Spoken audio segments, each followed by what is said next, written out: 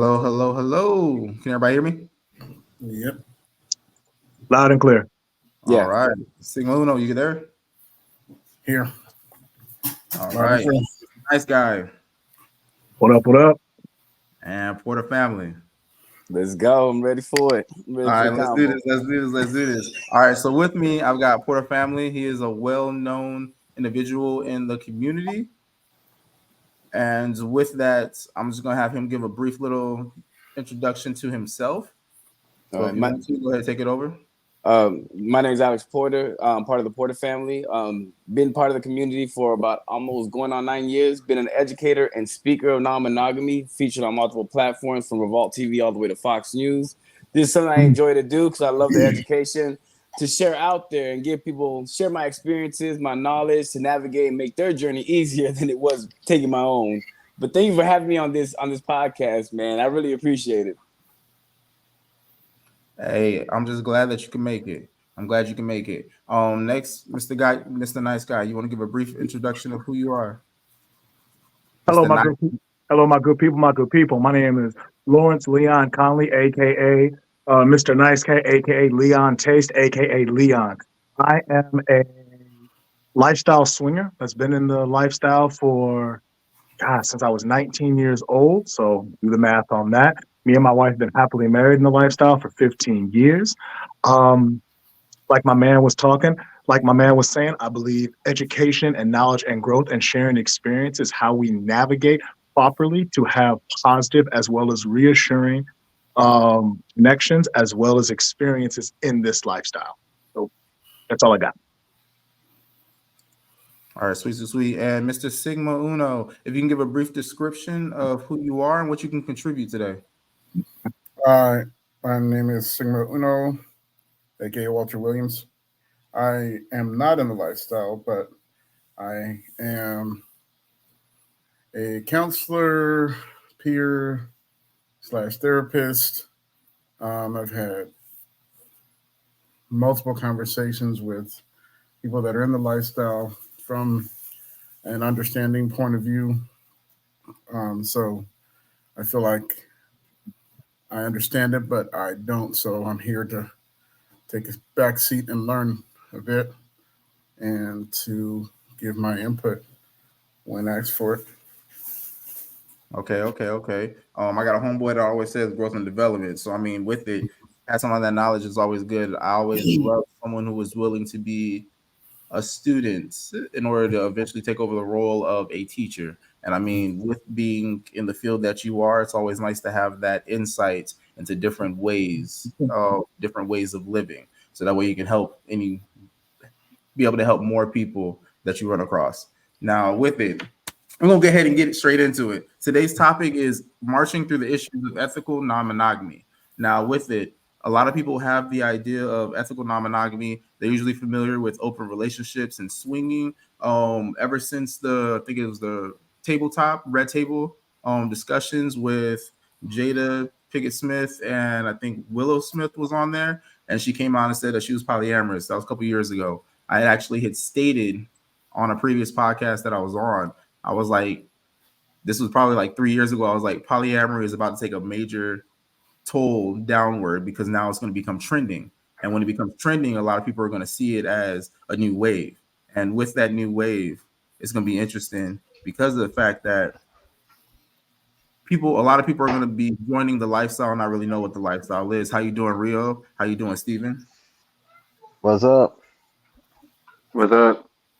So ultimately, right now, what I want to do is just start it off with, if y'all can, starting with portahFamily, just give a little, if you can, give a personal story of the darker side of your lifestyle, and just say what lifestyle you are in, a brief description of what that means to you, and something that you had to navigate through in that lifestyle. That because right now I feel like a lot of people see throughout the social media and everything, a lot of people see the positive or either just the negative of the lifestyle, but nobody really gets these are the things that we see often, and this is how you can navigate through that, or how you can avoid that, or even deal with it or heal from it, I think I mean, there's multiple challenges, right? And I have clients that I help navigate through non-monogamy. Me personally, my biggest challenge has been learning the balance within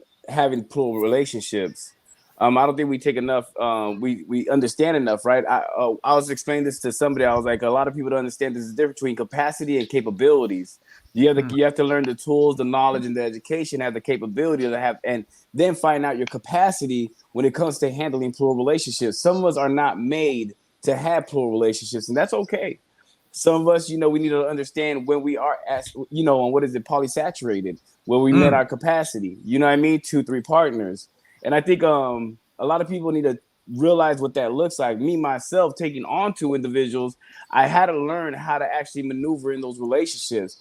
I had to learn that my relationship with Shalon, my first wife, was not going to be the same with my second wife. They're 2 different individuals. They handle conflict resolution looks different. Communication looks different. The time that they needed to the time they needed to walk away from a situation to come revisit it so we can navigate through it as they navigate through their emotions look different.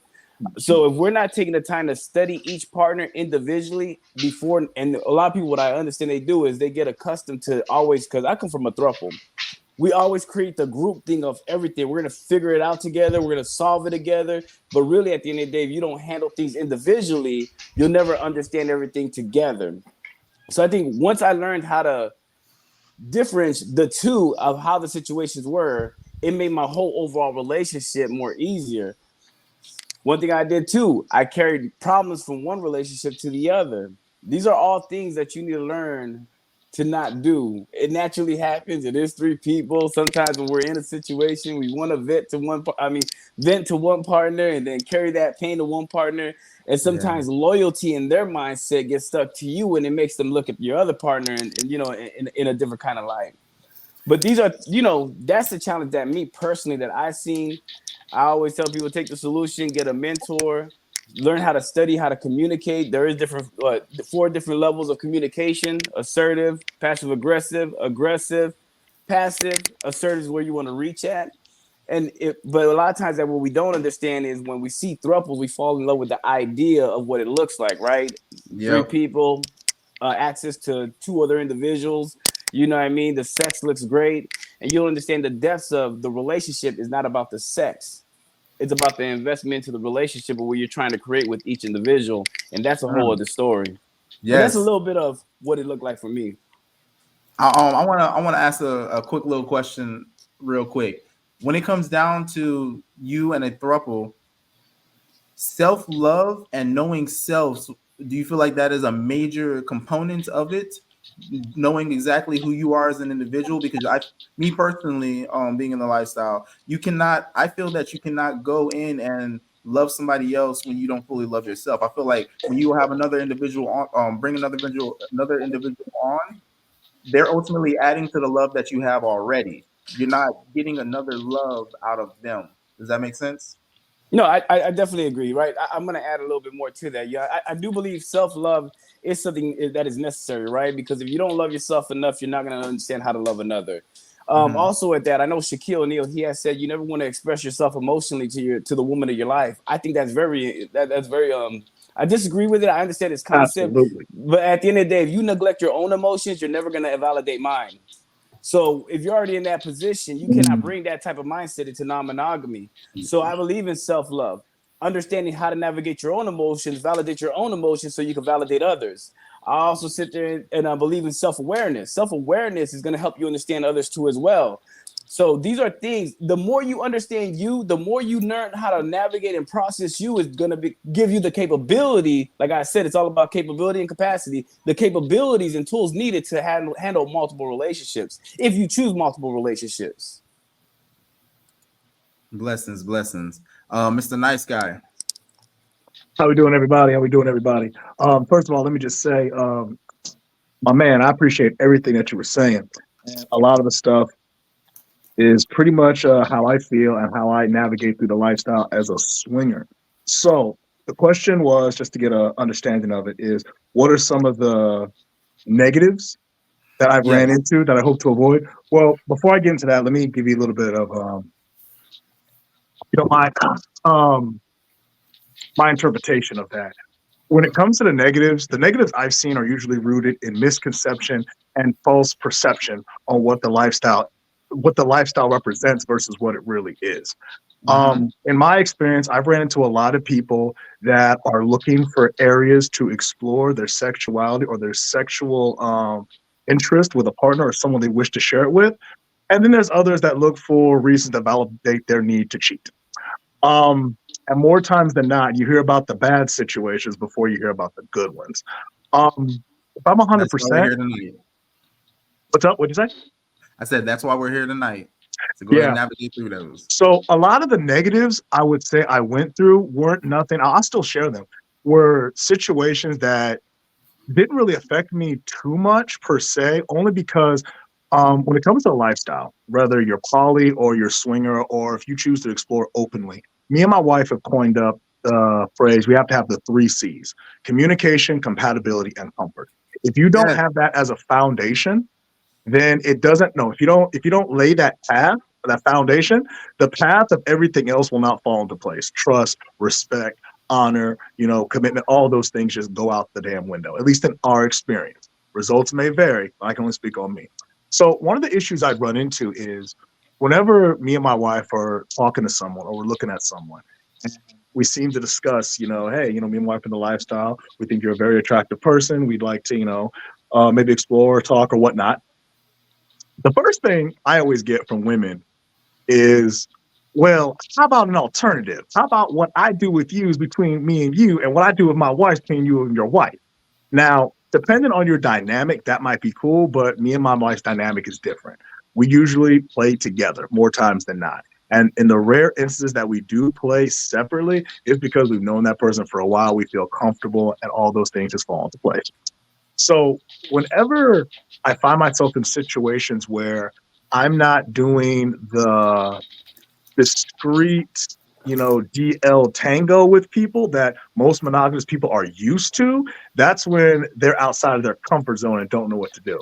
Because more times than not, when, at least in my experience, what I've observed, when people choose to be intimate in an impractical way outside of the conservative norms, they operate on a level of discrepancy that's socially acceptable. However, when you run into someone that is open, carefree, and honest, and just good, knows who they are 100%, that shatters that delusion they've put in so much stock into validating their means to go out there and be deceitful.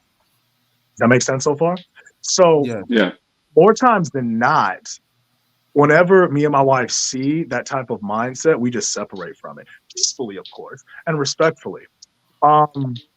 One negative that I will say, and a friend told me this, and I can share it with you, is when they were playing with someone and the person started to go into their there's going to be a phrase for it, y'all can probably help me out, but they start to go into this autopilot of monogamy. Pretty much her and the guy were sleeping together, per their dynamic. And then he started to get very attached. He started to, come seeing her at her job, coming to see her with her friend, gave her promise rings, flowers, and all this stuff, and it was starting to make her uncomfortable because he wanted a full-on relationship, which is something that both the wife and the husband decided they didn't want. So when the husband confronted him with this, because the wife had confronted him, but it failed in comparison. So the husband decided to talk to him too, respectfully, of course. He simply just stated to him like, hey, look, what me and your wife do is none of your concern, and whoopty-doopty-whoopty-whoop. Just totally going out of bounds and everything like that. And it took a while, as well as a restraining order, to get that guy to leave them alone.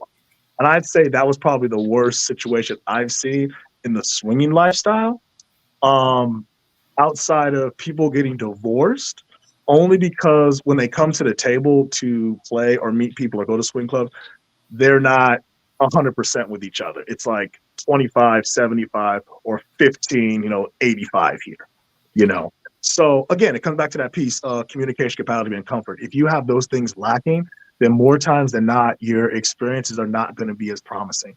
And another thing, when it comes to going about having any open experience, my man said it best. I'm paraphrasing.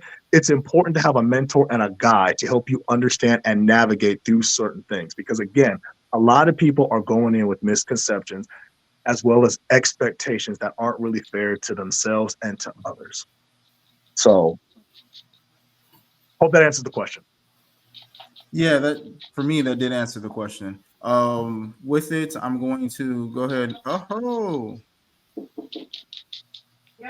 Yeah, man. who is Lucifer? Is that who changed their name to Lucifer? Really? I thought it I was have. you. I thought it was you.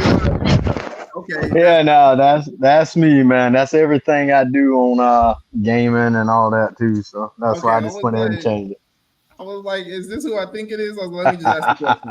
it. Hey, It's give a me. brief It's me. description of you, the lifestyle that you are in, and what it means to you, and then just give us a little story of a negative that you ran across, and then with it at the end, I want to talk about solutions, and I'm gonna have Sigmauno go last because of the fact that I know he's gonna have a lot of insight into all of it. Yeah, yeah. Hold on one second. My earpiece fell off. You'll start out again. Well, you've known me for a while, and I've joined in with y'all on several of the conversations, and I guess I'm still trying to figure out exactly what lifestyle I fit into. I'm a little more of the kind of like dominant and submissive, I guess, is more the lifestyle I fall into, along with some different things. Not quite.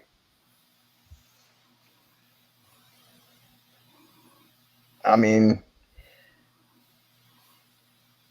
I'm more, I guess, one woman, one guy kind of person,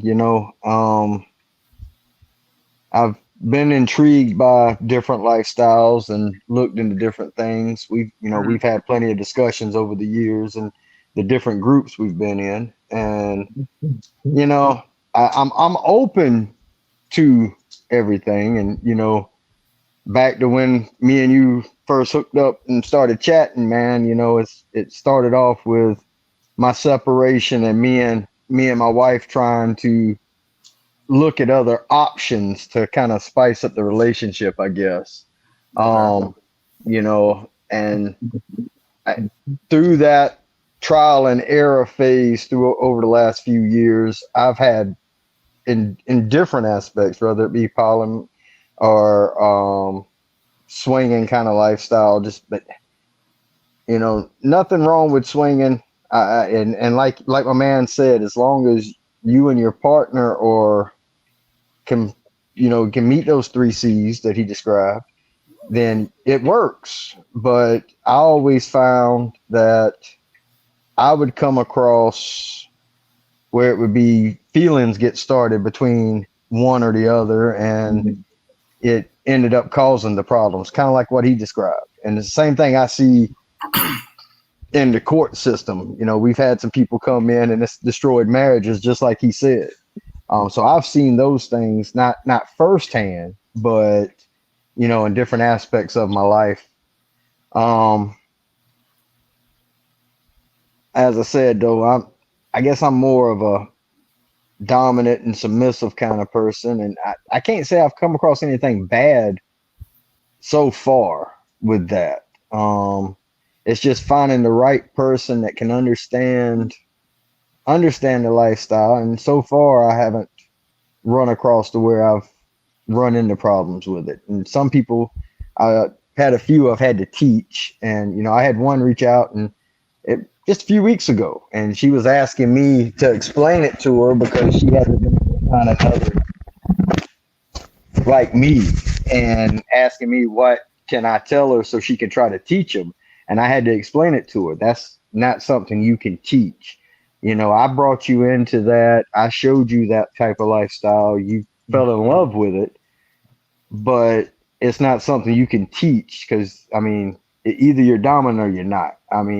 You can't teach a man how to be a dominant. You can't teach a man how to be an alpha. If he's not an alpha, that's it, and I guess that's about the only thing I've run into. I really ain't got much more than that. So when you talk about being an alpha, you talking about more along the BDSM thing, like DOMs, the daddy Yeah. DOM, things like that. Yeah, something along that. It's just yes, no, it's where if they being good girl or bad girl, and I ain't, it's not necessarily. I don't go real far off left wing with it. But when you give them that look, they know to come to you and things like that. And of course, in my real, you know me, I live alpha life through and through to begin with, and so it kind of just falls in line with my personality. I got the personality I got. So Okay. Power Okay. dynamic. Got it. yeah. So with that, now we about to have some fun. Oh yeah. Here we go. So Mr. Nice Guy says lack of boundaries. Lack of boundaries, I feel, is a big thing that falls into the ENM community. When you do not have boundaries, that ultimately, I personally feel, sets you up for a lot of failure in the long run, because then you'll have people wanting to test you and walk all over you. That sets you up for people allowing themselves to get manipulated without them realizing it. A lot of times, if you're a yes man or yes woman, then it kind of leads like those narcissists or energy vampires that come in and try and leech off of you. So you'll mess around, have somebody who will be trying to play you because of the fact that you're allowing it, and you're trying to love a person who doesn't really want that love but wants to use you. There, for example, being in the poly lifestyle, me personally, I run across a lot of women who want to find someone to pay for their life, or either they just want to either get a financial, a social come up, or either just want to find somebody who can take care of them and they don't have anything to worry about. Have you run across that before, portahFamily? Well, I don't date, so Yeah. I don't Well, date. But no, is that something that you do see in the community? Of course, there's women out there that do try to join couples that are financially stable, and then the couples have to actually move at a pace that's correct because they don't want to normalize something that they set a high expectation for. Because some people do come to the community for that. They try to also sit there and you've also heard stories where couples have turned around and came across seeking someone to join their union just to kind of add them as a babysitter. It's like the mindset is different of what they're really of the approach they're trying to get here. So yeah, you do got to kind of sit there and navigate that space, looking at the red flags, seeing who you're dealing with, vet correctly, because I don't think a lot of times people are vetting correctly, and that's even in monogamy. That was about to be my next question to you, because with it, you said you don't date, and I'm like, okay, cool. So when you were going before you ended up finding your second wife, so you're a polygamist, I would say. Me, you know what I love to say? I love to say non-monogamous, right? Because Yeah. non-monogamous, there's no destination. It's a journey. One Yes. moment, you're in polyamory, then you're pushing everything. And once you put contracts in, you're doing a cohabitation agreements. Because polyamory is many loves. Polygamy is many spouses. What creates marriage and union is going to be those contracts, right? Words have meaning. Words have meaning, yeah. So, and you could be polyamorous and a swinger. So you never know whether you could even convert from swinger. And then how the brother said before, the man was showing up trying to create a relationship. If they would have said yes, they would have been in a whole throuple that would have put in polyamory. So it's like more or less we're just practicing non-monogamy. We don't know where it is at that point. We have many chapters. So myself, I love to say I'm non-monogamous because there was a point I was dating. And when it comes to vetting, I'm more demisexual, right? And this is probably something that people need to really research too and find out what they are. A lot of people just identify with a new word, sapiosexual, and it's like, oh, I'm stimulated by everything now mentally. Which is crazy, right? Because they don't understand that maybe you more or less sexually stimulate behind the emotional investment. It takes a lot for me to really want to, because I look for longevity in a relationship. So when I'm vetting, of course, I'm navigating that space, focusing what is needed with that one individual. Why? Because I've been in a relationship with multiple individuals in plural relationships that I know how much work it takes to fulfill them. So I'm not trying to put myself in a position while I'm getting to know somebody, vetting this individual to play with them. And a lot of people aren't taking the correct steps and asking the right questions to get to know individual. Can I ask a question with that? Go ahead. Yeah, definitely. Because I appreciate everything you're saying. Could that be because they simply just don't know how? Definitely. They don't know how. Okay. A lot of, I just need a context because I was like, wait a minute. Okay. Yeah, no, that's definitely a lot of people don't know how. A lot of people, especially when they're going in there and they're dating and trying to get somebody.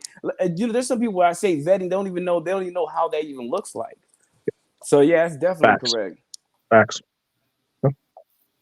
Hey, so with it, Mr. Nice Guy said in his experience, he heard that those type of people in the poly world are called collectors. Ooh, that's an interesting thing. I Well, never heard of that word. well, only in my experience, I was it's safe to say I was seeing or dating a person that was in a poly dynamic, and they had to break it down for me because I'm a sponge when it comes to knowledge. I like to see people, talk to people, and everything like Same. that.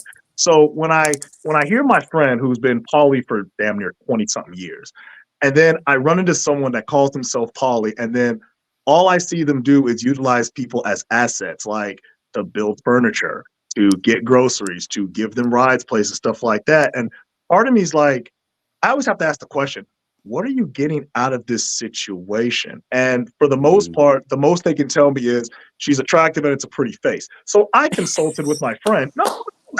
Sometimes, hey, some monogamous relationships are built on that foundation. So I Yes, can't laugh definitely. too much. Okay. Yeah, So definitely. I'm sitting there and I asked my friend, I said, what is that? And in disgust, she was like, oh, no. That isn't a poly player. That's just a collector. She's collecting people to utilize for her needs and her wants, and then just discards them like precious jewels. Yep. And I'm like, that makes perfect sense. So I guess based on what you were telling me and what y'all were describing, it just reminded me of that. So that's why I brought that to the forefront.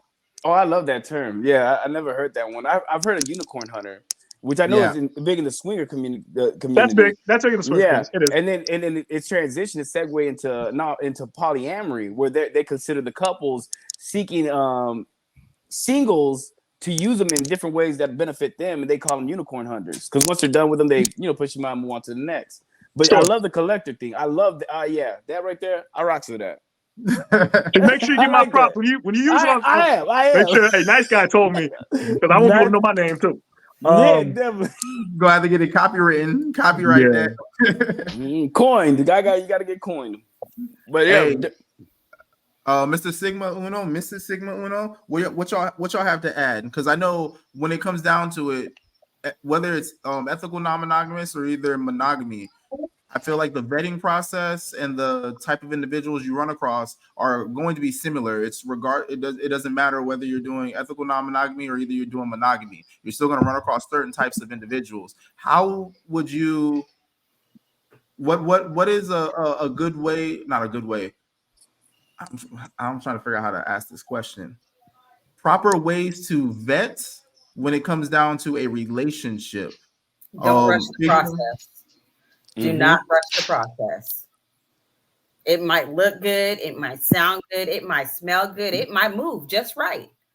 But again, you can only fake the funk for so long. And ultimately, the cream will rise and the whey will fall. Okay. And Lord, I'm a poly lesbian swinger parent. So all the I had to think about that. I was like, wait, what? So all the relationships my children get into, and let's add communal living on top of that. So communal living, poly lesbian swinger parent. So everything that all of my children get involved in ultimately ends up in my home, right? So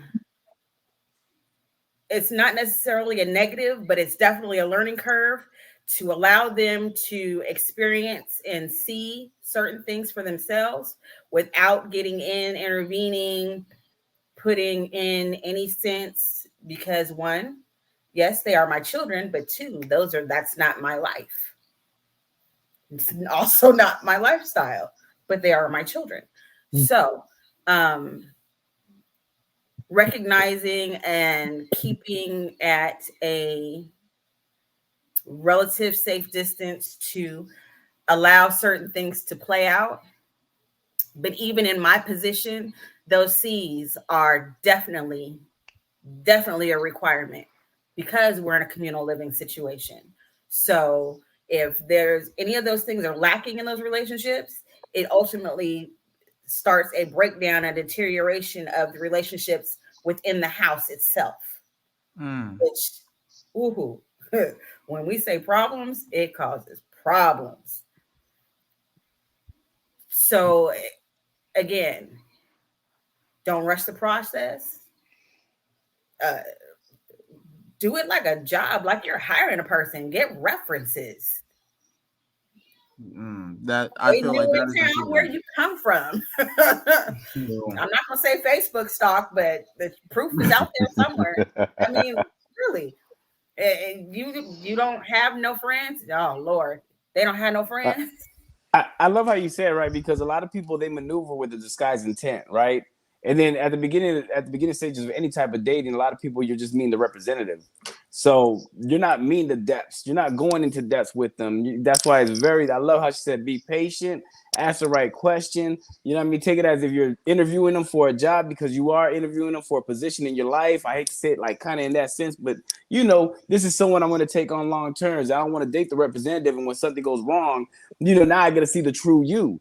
So I love that she said, be patient, because at the end of the day, we are, especially nowadays, everybody got a disguised intent. It's crazy to say it like that, but a lot of people do move with a disguised intent. Let me piggyback for a minute on what the fine lady was saying. A couple things. One, when it comes to y'all saying, check references and stuff like that might be triggering to some people. Another profession of mine, I'm a licensed private investigator. I don't consider it stalking, because everyone looks at everyone's social media. That's what social media is for. I look at it as conducting research, because when you want to make sound investments in people, you want to do your research to make sure that you are properly invested in the right people. Another thing my wife told me when it comes to, pursuing anything in the lifestyle. Yes, patience is one thing, but at the same time, be committed to knowing what you want versus what it represents. Because one of the things that I could say why me and my wife work so well and we love each other so much is because the foundation of who I am is what she loves, not just what I represent. Sure.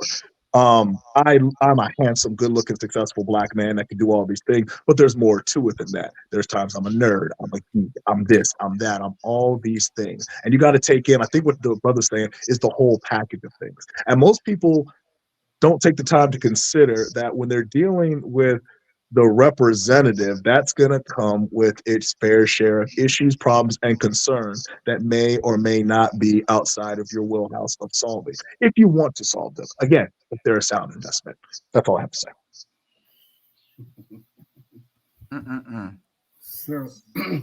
So for me,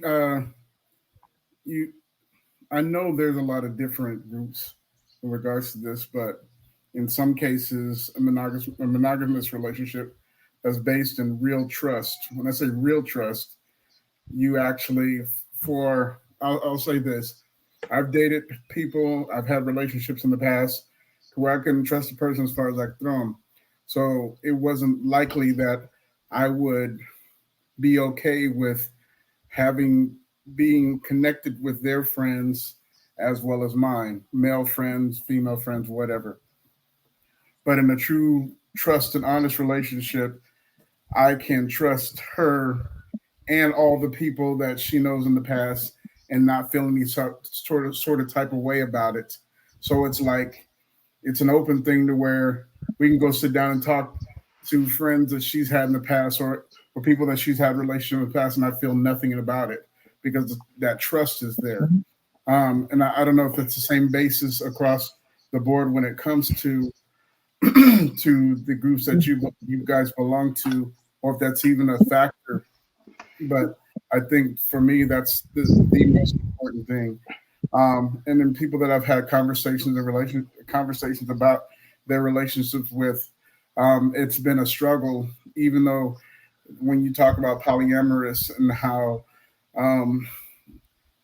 how there's an open love, not rooted in sex per se, but rooted in an open need to love the people that are close to you and to give this unconditional love and hope that everyone's perpetuating the same. So in some cases, that is something that's across the board when it comes to relationships, period. So that's kind of what I'm hearing. Again, I'm not a professional on any other groups, and I'm sitting here listening attentively so I can learn more.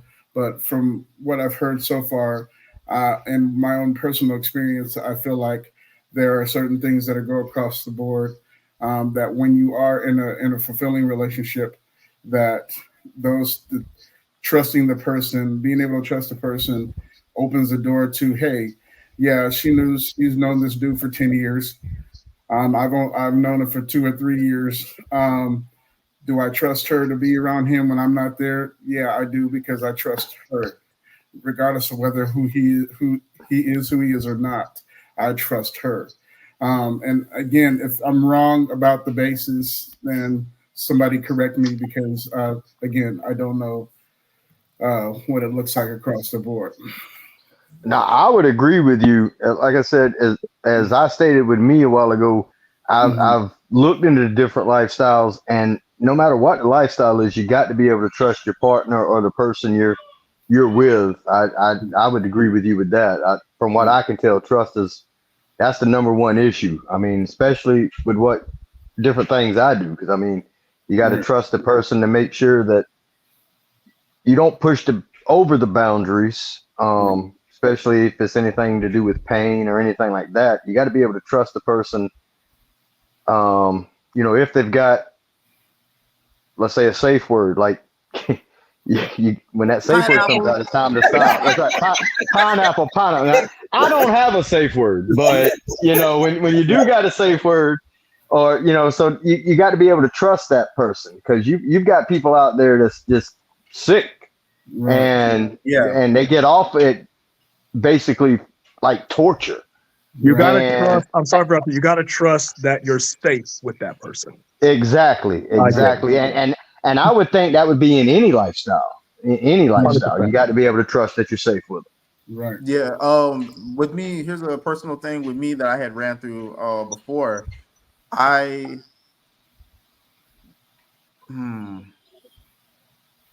piggyback off what you said, ultimately you need to have trust in the individual and also in your partner, to where if the individual does anything that steps out of line when you're not there, your partner will be able to stand up for themselves as well, to be able to say something. Because if you're not there and they don't say anything, then they can possibly end up getting used, or things can go very bad.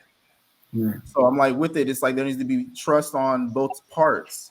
So with the other individual, that okay, cool, I trust that they're going to not do anything crazy, and then if they do anything crazy, I trust that my partner can handle it, or will handle it in a way that is appropriate for that situation, And when it comes down to that, you really get to learn and see. I feel like when it comes down to the lifestyle, there's a lot of things that are trial and error.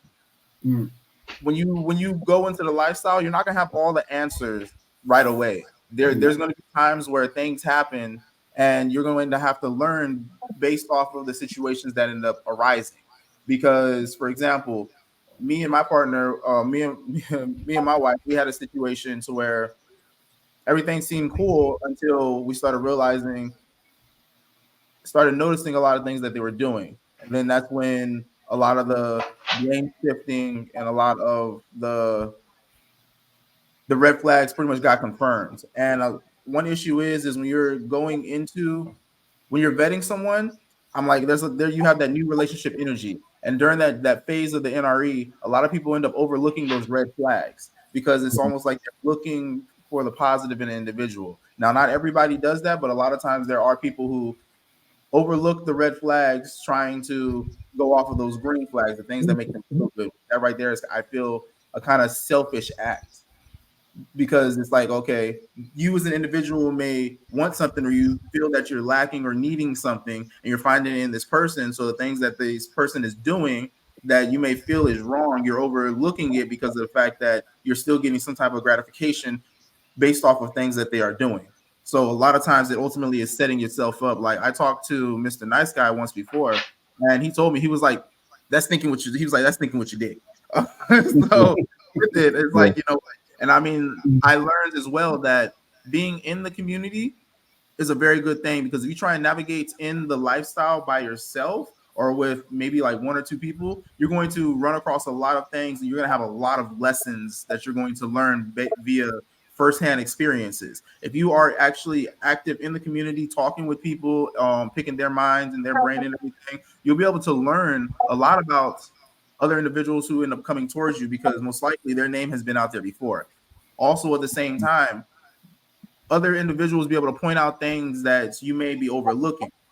You might talk about an experience, they're gonna be like, "Hey, bro, no disrespect or anything, but that kind of sounds like this person is really just trying to seek this X, Y, and Z. While does that really fall in line with what it is that you're looking for?" So, I mean, having though they will bring up those types of conversations. You never would really want to step into doing anything alone. And I mean, there's some people to where, for example, Steven said earlier that he was going through a divorce and they were trying to find things to like spice up their life. I've noticed that there's some people in the lifestyle to where they're not really in the lifestyle. We had a term before called triamorous. There was people who were just trying polyamory, trying to spice up their life, trying to get their relationship back to good. You know? Triamorous. I So, just put it together. There was people trying to spice up their life, their love life, to try and get their connection good again. I mean, there's you have those unicorn hunters to where you have a guy trying to pull in another girl because maybe his girl isn't doing what he wants, or is not doing something well enough. So now he's trying to find another girl to validate himself, or either he just wants to experiment with another woman in the bedroom, and the only way he can do that is to get her on board. And now she's over there looking for another girl to make it seem like, oh, I'm okay with it, I'm cool with it, when really she's not, but she's trying to save their relationship.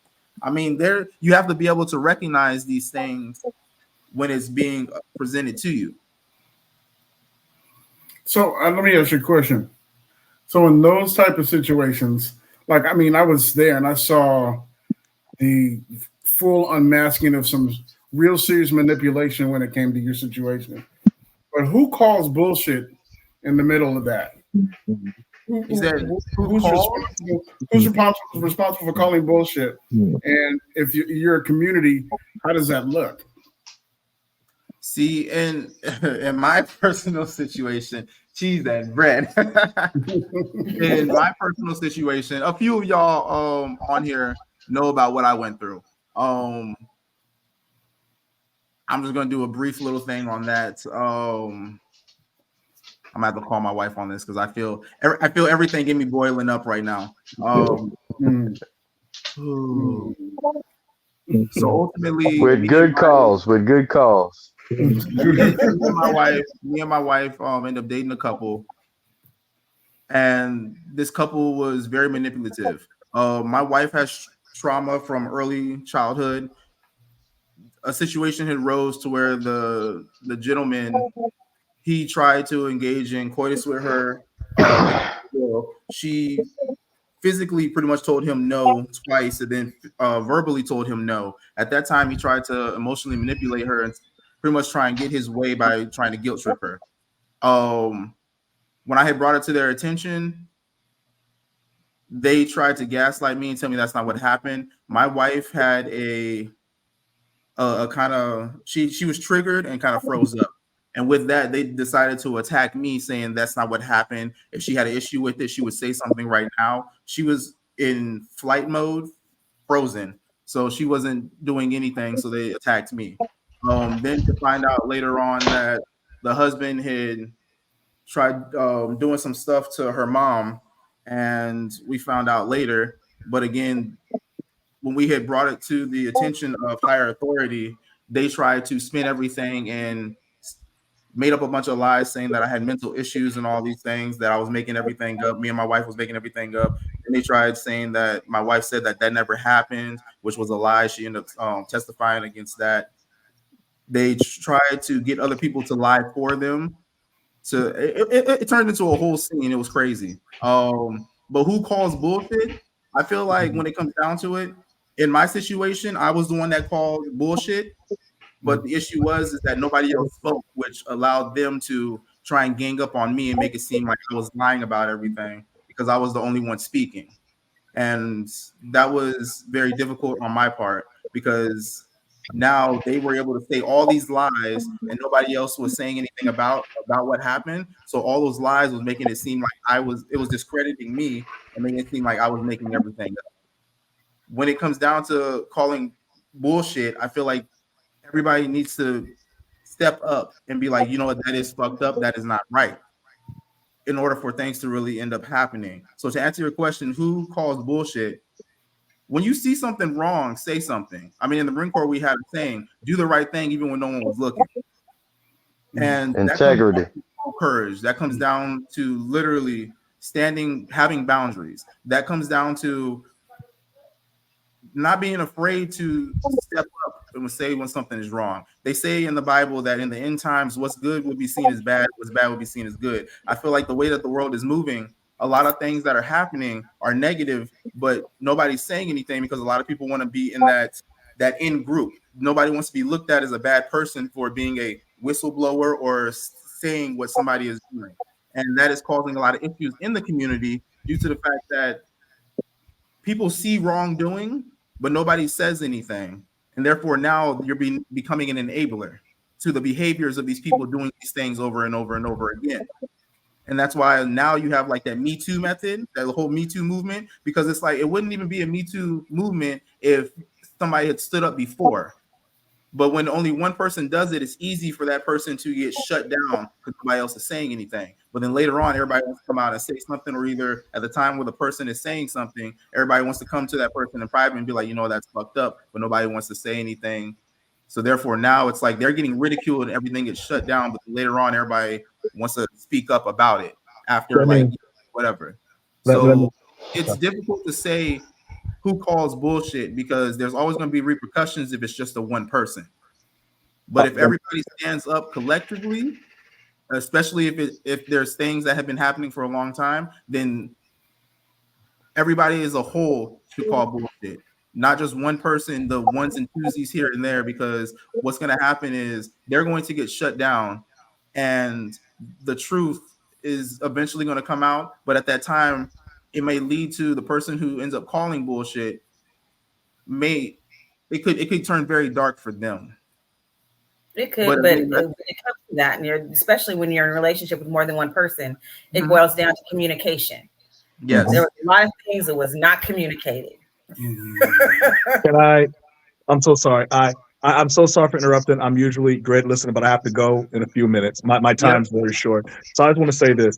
I want to add this. What you were saying, because you were saying so much, I want to add into it. The first thing I want to say, man, was short answer: who can call bullshit? Everybody and anybody. Okay, I don't care who it is. The other thing I was trying to touch in, what you were trying to say was, I can't stand it because this is something that happens a lot in the swinger community. And this is the only time I envy the poly community over the swinger when it's done correctly. Is when usually something needs to be happening or something needs to be said, more times than not in the swinger community, it's said too late. It's said after damage is done. It's observed and it's mentioned and it's like, there's no validation. There was one situation where I had, me and my wife we were separate. And when I say separate is I went to a meet and greet and she stayed home because she was tired, wasn't feeling it. And one of the dynamics me and my wife have is that whenever we're separated, we just don't play. I'm cool with that because I like playing together and stuff like that. But the one thing we can do is we can flirt, we can talk, we can kiss, we can touch, we can caress, we can caress, but no penetration. That's fine by me. But it's all about building connections. So it was at a pool meeting, a pool party / hot tub meet and greet. And long story short, everyone's sitting there vibing, feeling good, having a good old time, everyone's being charismatic. And there was this one female that me and her was just talking and we were really vibing. Her husband was right there. Other couples were around. We were just having a great old time, chilling. And me being the gentleman I asked permission if I can kiss her. And she said, absolutely. And we started making out for like 5 or 10 seconds, not minutes, seconds. Okay, I was like, as soon as that happened, her husband killing the vibe, because that's the one thing that in the swinger community, or maybe in the poly community, when everyone's playing in a group setting, you don't want to be the person that kills the vibe. All right. Anyway, so he turns around and just says, no, we don't do that. We don't do that. We don't kiss other people and stuff like that. He said that to himself loud, making it awkward. and then switch positions with me and her. In that instance, I'm trying to talk to him. I said, "Oh, my bad. I didn't know I crossed any boundaries. If you want to talk about it, please, let's have a conversation." He was ignoring me the whole time. Now, me being me, okay, I am someone that I consider myself to be, you can coin this term too, respectfully confrontational. I don't like to fight. I do not like to fight. However, I have no issue being confrontational if the time is needed. I Yes. think violence is not the best solution, but unfortunately, violence is one of many solutions that almost immediately gives instant results. I hate it, but it's true. So this person's ignored me, and I'm thinking, "Oh, this is a deaf Negro. Okay, I get how this goes." That's where my mind goes. Okay, I can't help it. I'm hood like that. My mind goes, "Oh, you a deaf motherfucker." So I asked him again, and then he kept ignoring me. So I waited for him. Now, nobody is saying nothing, but everyone was like, "What the fuck?" But no one said nothing. Right. After he gets out the pool and I'm walking one-on-one, I confront him, you know what I'm saying? Because I feel like, maybe he's ignoring me because he doesn't see me. So I'm in his face now, like, hey, what's going on, man? Hey, let me talk to you for a minute, man. What's going on? Okay, I put my hand out because, maybe, he needs to understand, stop and freeze and think for a minute, So the conversation just said, "Oh, it's just something we do, this and that." It wasn't until a month later, because I never went to another meet and greet with those people ever again. I'm like, no, don't feel comfortable, don't feel good. No, I'm not feeling, no. You're not going to make it feel like I violated someone no one's communicating. Because again, communication, compatibility, and comfort. We were all comfortable. We were all compatible. We were talking, but you weren't talking to your partner. That's fine. Come to find out that they weren't 100% solid. Their dynamic was sketchy at best. And then one of the main people that was in the pool said, "That's total bullshit, because yesterday she was at my house going down on me doing the damn thing. She didn't mention nothing about no fucking kissing." I'm like, I'm just like, okay. And that's great. And everyone corrected him. Everyone said they talked to him. MMA? No, I'm not going to MMA. Okay. So everyone was sitting there telling him, like, that wasn't cool what you did to that brother. That wasn't cool. That wasn't all right. You made him feel comfortable, this and that, this and that. They ended up getting divorced and breaking up anyway. But I talked to myself, I said, I appreciate the validation, but that's 30 days too late. I don't want to associate with y'all. I don't want to hang out in that group. I don't feel comfortable with that. And I wish y'all would have said something right then and there instead of me having to seek my own validation. Whereas in the poly community, when it's done right, and from what I've heard, there's this unity, there's this community, there's this connection, there's this conversation that usually is had. And I'm like, all right, I see everyone's trying to keep the vibe going, keep the mood going, keep the sexy going, but I can't feel sexy if I'm uncomfortable. So, that's my interpretation of it. And I 100% agree with what you're saying. I'm sorry that happened to you, Ezra. I really am.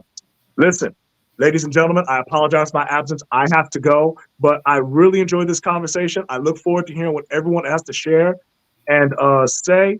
Hopefully I have more time on the next one. Y'all take care of yourselves, all right? Blessings. All right, man. You have a good one, brother. All right, take care. All right, thank you. Bye. Rio, What's good, man? I'm about to put you on the spot, bro.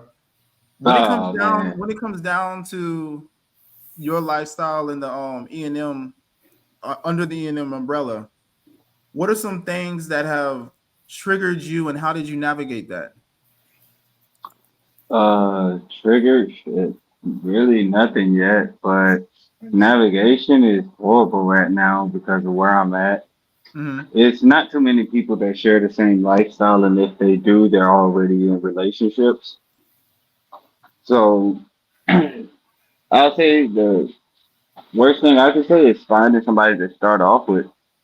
It's hard to explain or express yourself or have them feel like, they're not the problem when you tell them, hey, I would like to have somebody else in the relationship.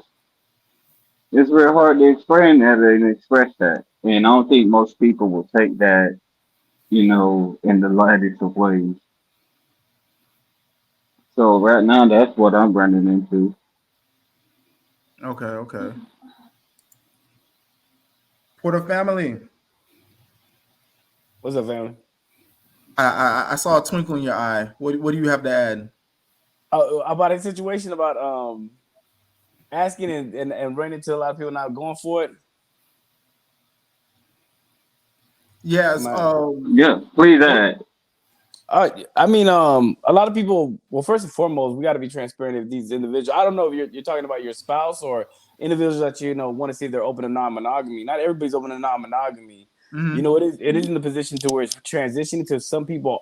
As more of the education does go out there and more light does come to the community, and they get more of an understanding that it's more than just sex. Some people are coming forward to it and being more interested and open to the idea of it. But then also at the end of the day, a lot of people that I know, and I have to explain this to them too, you can't force someone to be poly with you. Sometimes you may have to go ahead and pivot that relationship. That may be a person allow them to go on their monogamous way, but you can still kind of pivot in a sense to keep them in a platonic situation, not in a relationship, but in a good friendship as you go ahead and venture off into non-monogamy. That's just the reality of it, because we can't force someone. If we want to pitch the idea of being non-monogamous and say we cannot force someone to be in prison with someone else's concept of love, we have to understand that to ourselves, that we can't force the person we're choosing to be this with us in our situation too as well. We got to let them go. So it's just different routes. But I think as much as the education, the light on the community is growing and we are expanding, eventually a lot of people are going to understand what it is. And as long as you keep staying true to yourself and understanding and practicing and getting the tools that are necessary to fulfill these relationships, you'll find what's for you. It's all in due time. And when I was dating, when I was going through that process, right? What's called it? I was surprised how many women, and it was different, right? How many women were okay being monogamous to me. They didn't mind. They just loved my honesty. They loved the honesty. They loved how I communicated the validation, because they weren't getting that from previous relationships. Mm-hmm. Now, mind you, they seen it as just seasonal. They can see it whatever, right? I can't really dictate what that looked like for them, but they were open to the idea, and they were open to actually going down the journey with me. Of course, as I navigated, because again, I talk about vetting, I was seeing what it really was at the end of the day. It was more or less short term, because even though they loved the idea that I was so open and honest and transparent with them, I knew at the end of the day, as I got to know them more, no, this is just something for now, because you're seeking this in a relationship, in a monogamous situation down the line. And I had to let those situations go because they weren't for me. Now with it, go ahead. I was going to say the importance of vetting. When it comes down to for Rio, Alex Porta, have y'all ever ran across situations to where you're into talking to somebody and they pretty much straight up tell you, like, are you cheat? They ask you, they're like, oh, so you have a partner? They're like, oh, are you cheating on them? And you really get the feeling that this person will be more comfortable with you cheating on your spouse than actually being open with your partner about what's going on. I'll let you go from. Have you ever ran across that? You haven't? Usually once, like, when I meet somebody, the conversation and everything goes amazing. Once they ask why I'm single and I tell them I believe in polygamy or I'm polyamorous, oh, that's the end of the conversation right there. That's the end. Like, I'm not going to lie to anybody. I'm very open about who I am. So I'm not going to lead a person on to, and then they get to liking me and, they don't call it feelings. That's toxic. Facts. Like, I've done that before, and that shit sucks. Like, it really does. It sucks. What I've run across is both sides, where I'll have, like, some women will be like, well, she don't need to know. And I'm like, well, she's going to know. They're kind of like, I'd rather she not know. I'm like, no, that right there is kind of cheating. I'm like, that's I went through that more in my monogamy than I did polygamy. Oh, dang. Yeah. I went through that more in monogamous relationships than I did polygamous. I agree. I agree. It's wild. Because, I mean, that's one of the biggest things that I run across, to where the woman is like, I'd rather us do what we do and she not know. And I'm like, no, that's sneaking around. I was like, that's not what I do. And even so, I'm like, me personally, I'm like, I'm just so honest that if I try to do anything deceitful like that, I would end up telling on myself regardless. So I can't do it, period. But then I'm a horrible hider. I also run across some women who are just like, you can tell that, like how portahFamily said, they are interested in it, and you can tell that it's just gonna them try and get jealous, or either try and get just you later on down the road. And I mean, you have to kind of recognize those things where they're like, it's almost like they see it as a challenge. Like, oh, can I get him myself? Because they eventually end up like realizing your worth, your value, and everything. And they realize, like, you know what, I would like to have him for myself. And then they may start doing some things to try and pull you away from your partner or try sabotaging the relationship that y'all have. I feel like that's something that you have to be weary about as well. You have to be cautious about those things too. And it's kind of, for me, it's kind of hard to recognize at the beginning because, again, you have like that new relationship energy, so everything seems cool, whoop-de-woo. But at some point, you got to listen to yourself because your body will tell you when shit's not right. And I think a lot of times people overlook that feeling. They'll ignore that feeling, and they still kind of want to just keep riding that good phase of getting those endorphins and the dopamine of the relationship. But hey, poor family, I do want to say this. I'm like, the way that you articulate, bruh, I need to get on that level. Like, you are able to what you mean into words with like a very empathic feel to it. It's I do interviews all day, so this is I gotta be honest. Representation is everything.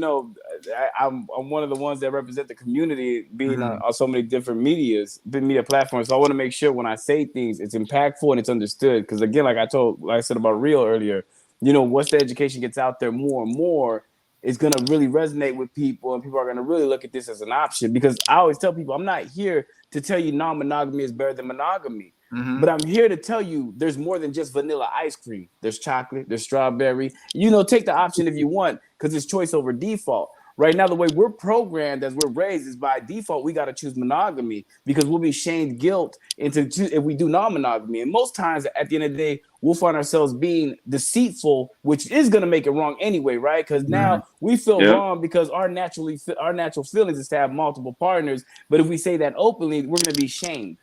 And it's just like, well, right now we get the right education. It's not, you don't have to be shamed or guilty to anything if you choose it for yourself and those that you're doing it with align with you. It's consensual. If we agree to this is for us.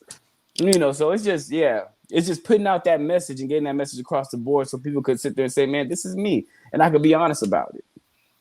It's interesting while I hear you guys talking, there's some situations in monogamous relationships that I had that are just spot on with how you guys research or try to, or the way you're looking for relationships.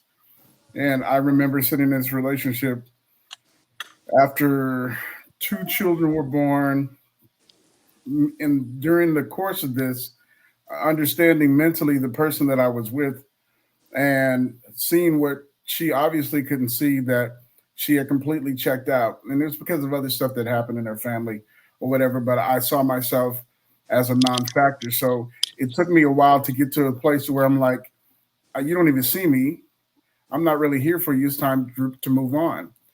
But she didn't really want to let go. So it was like, okay, you don't want to let go, but I'm a non-factor. So what's your expectation? You want me to stay here and allow you to continue to siphon off of me and get your fulfillment out of what you need from me, and that's it? It's time. It was time to check out and to explore the options. But I see the similarities in all of it when it comes to monogamy for me. And again, my understanding of monogamy when I was 20 years old, I didn't understand relationships at all, period. I didn't. I just knew I wanted to be with somebody. And if that person decided to be with me, it really didn't matter what they went through in their lifetime or what was going on. It had no merit. We just was together. And half the time, the relationships I was in, neither one of us knew each other. We were just having a good time having sex and all the rest of that stuff. And then we we moved on when it was time to move on. And then half the time when it was time to move on, we were like, what the hell happened? Everybody just have to move their own way. You know what I'm saying? So that was like that whole part of my life was like, wow, okay. And then when I really understood what the idea of relationship was, or what they say monogamy was, it came from a church perspective, and this is what you have to do. And if you went there and you had sex with her, she's pregnant, you got to marry her, and you didn't have no real say in the matter. So your idea of relationship is built on a religiosity versus your soul and your feeling about that person or what you actually wanted versus forcing yourself in a relationship. So there's so many different lines when it comes to all of this, and I completely understand the programming when it comes to having to choose monogamy and being married versus seeing other options. It makes a lot of sense. I appreciate the conversation. I really do. See, and with it, I'm like, those situations become obligations, and the last thing anyone wants to do is feel obligated. Right. So I mean that was one of the last things that Mr. Nice Guy said before he took off. I'm just reading that in the chat right now. But I really enjoyed this episode. I'm not going to keep you all on here too long. I really appreciate all y'all coming through, just briefly discussing a little bit of things that we may go through, things that we see in the lifestyle, in the ethical non-monogamous lifestyle, whether it is being a polygamist, a polyandrous, a swinger, or even trying to just kind of figure out exactly where you fall in somewhere in the ethical non-monogamous umbrella. But I really appreciate you, portahFamily, for stopping by. Thank you again, Mr. and Mrs. Sigmauno. Rio, bless up. And I'm gonna go ahead and just end. Anybody? Well, actually, no. I always end my sessions with, what did you learn or what are you grateful for? Ooh, let me go last. All right, I'm gonna start with Rio then. Well, my learning is. Go ahead, Rio. I'm sorry. Go ahead. Shit. I'm just thankful for the knowledge I've gained today. Like, it's a lot. This journey is very long, and shoot, I'm just glad I ain't the only one that go through the problems I go through. Okay. Mr. and Mrs. Sigmauno, ladies first. Coming from the background that I come from, pastor's daughter, deacon's daughter, pastor's daughter again. I'm grateful for all of my children. Aww. They no. When I say they busted wide open, they busted wide open. Like I said, we done went from, Lord forgive me, holy rollers and Bible thumpers to poly, BDSM, lesbian, and swinging. Those are all my children. Okay. I like that. So so you literally have the whole ENM umbrella in your yeah under her household. Yes. Dang. Yes, Lord. So I'm glad we started the foundation with prayer and supplication, because y'all be taking the sister through it. But I love y'all. I think there's an openness to all of this, and I have kids that are much younger. And when I started training them, I knew I could not stifle them. Mm-hmm. So I had a son that was claiming homosexuality in middle school. My daughter was claiming polyamorous. However, she researched it and came to that understanding.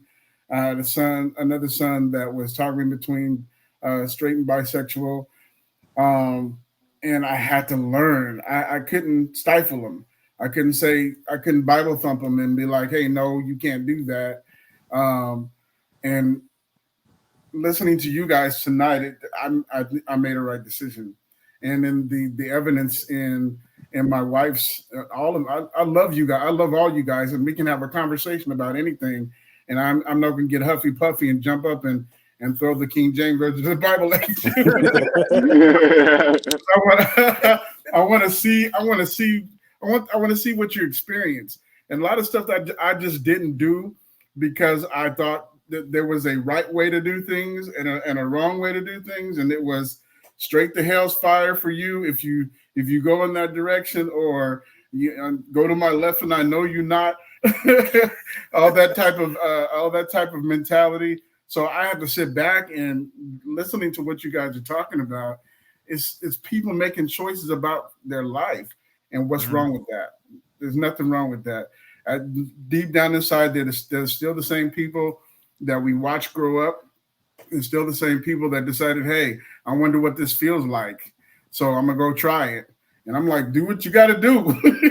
As long as you don't kill yourself in the process. You know what I'm saying?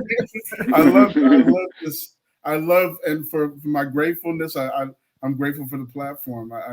I'm learning. I appreciate that. Definitely. Definitely. Like, okay, now I got mine together. Now I'm playing. No, I'm thankful for everybody that joined. I'm thankful for actually having me on for this opportunity. I think platforms like this need to be out there more, especially just trying to find the education and expressing the things that we do experience, but also giving the solutions. So this is big ups to that and everybody that came on. One thing that I do want to say I'm grateful and thankful for is Sigmauno, Mr. and Mrs. I love that you guys are the great example of what it is when it comes to family and parental units in our lives. Because those that practice non-monogamy or those that even express being part of the LGBTQ community, sometimes they get shunned. Sometimes parents use bad tactics like emotional blackmail and don't even know they're causing more problems to their children. When at the time they need to go ahead, they can't control their child, but understand their child. And you guys took the example of remaining a student of life and opening that opportunity, still have that open communication and support with your child, with your children. That right there is beautiful. And I'm taking that away from this situation. Oh man, appreciate it, man. We exist. We're far and few between, but we exist. I salute. We salute you guys too, man. I hope this ain't the last time we see you on here, man. Because it's you have a lot to teach, man. I appreciate it. I appreciate that. Thank you so much. Look at that. You got some more followers, portahFamily. For me, I would have to say tonight I definitely learned. Tonight I got a lot of validation and I got some more knowledge. Like for example, when Mr. Niceguy brought up that everybody should be able to stand up, I'm like, that right there was kind of validation for me. But also at the same time, I'm like, yo, portahFamily, you hit a lot of good points just when you first started, pretty much in your introduction, and that was a very powerful introduction. Going on throughout the whole episode tonight, the whole little panel discussion, I'm grateful with the fact that everybody was able to be here. And again, with Mr. and Mrs. Sigmauno, the way that y'all supported us, because that's my family on another side. That's my wife's mom. I'm like the way that you were able to support. I'm really thankful for that. I mean, it was a school of hard knocks, and the hard knocks was you gonna find out rather than you teaching. So I mean, it was like allowing us to live life through those experiences, and of course, doing the I wouldn't do that, but of course, children, we're gonna find out. Like, oh, that shit is hot. You was right. So I mean, I'm real thankful and grateful for that, because ultimately everybody has a path in life, and going down that path, there's things that you have to do yourself. One thing in life is you have to go through things yourself in order to really grasp it, because you can be told something all day long, but everybody is a different type of learner. You have visual learners, you have those who are physical learners, practical learners. They need to be hands-on. And a lot of us these days are more hands-on. We can read something, we can listen to it, but we will not grasp it right then and there. So allowing everybody to go down their path the way that they need to go down their path in order to grow the way that they need to grow is something that is necessary. Sorry, had to tap into divine time real quick. I love how the shit just flows. Like, I'm starting to get better at it. Just take a deep breath and just let it come out. But with that, I am very thankful for everybody who was able to come on tonight. portahFamily, stand by, because I need to talk to actually all y'all offline. And with that, this was episode Divine Time. Relax your mind. It's divine time. Now,